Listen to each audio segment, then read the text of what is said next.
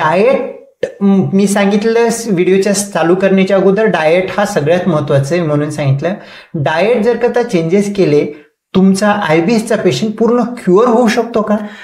नाही, 100% क्युरेबल नाहीये हे कंडिशन, परंतु मॅनेजेबल नक्कीच आहे. जर तुम्ही तुमचे डायटरी चेंजेस सायंटिफिक पद्धतीने आणि एका विशेष तज्ञाच्या सल्ल्याने जर बदल करून घेतले तर नक्कीच तुम्हाला त्याचा फायदा होतो मॅनेज करण्यासाठी, लाईफ लॉंग साठी. म्हणजे अगोदरच सांगणं खूप महत्वाचं आहे की IBS हा आजार नाहीये, आजार नसल्यामुळे त्याला क्युअर नाही. त्यामुळे तुम्ही डाएट मध्ये चेंजेस केले आणि काही गोष्टींना अंमलबजावणी लाईफस्टाईल मध्ये केलं तर ह्याच्यामधून सिम्पटमॅटिक रिलीफ म्हणजे पेशंट बरा राहू शकतो. क्युअर होणं डाएट किंवा मेडिसिन किंवा कशाने होत नाही. क्युअर फक्त त्यांच्या लाईफस्टाईल आणि त्यांच्या प्रॉपर खाण्यापिण्यावरती भर दिलं तर क्युअर चांगलं राहण्याची, क्वालिटी ऑफ लाईफ इम्प्रूव्ह होण्याची पॉसिबिलिटी आहे. अगदी बरोबर.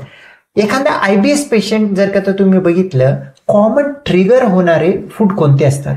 आता याच्यामध्ये प्रामुख्याने आम्हाला जे आम्ही लोकांचा ओव्हरव्ह्यू घेतो किंवा लोकांकडनं ज्यावेळेस त्यांच्या लाईफस्टाईलचा स्टडी घेतो त्यावेळेस 90% जास्त लोकांमध्ये काही गोष्टी आम्हाला बघायला मिळतात की त्यांचा जो इटिंग पॅटर्न असतो हा फार जास्त इम्बॅलन्स असतो. म्हणजे त्याच्यामध्ये न्यूट्रिशियस फूडचं प्रमाण अगदी कमी असतं, फास्ट फूड असतं, एक्सेस फॅटी फूड असतं किंवा एक्सेस डेअरी असते किंवा एक्सेस शुगरी इंटेक असतो. तर ह्या सगळ्या गोष्टीमुळे हे सिम्पटम्स फार जास्त वर्स्ट होण्याची शक्यता असते.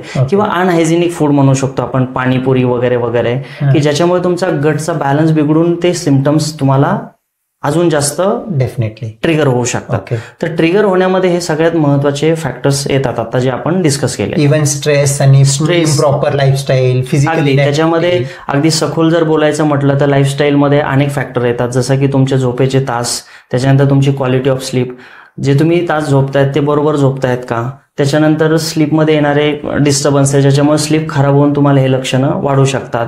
दुसरी गोष्ट व्यायामाचा अभाव.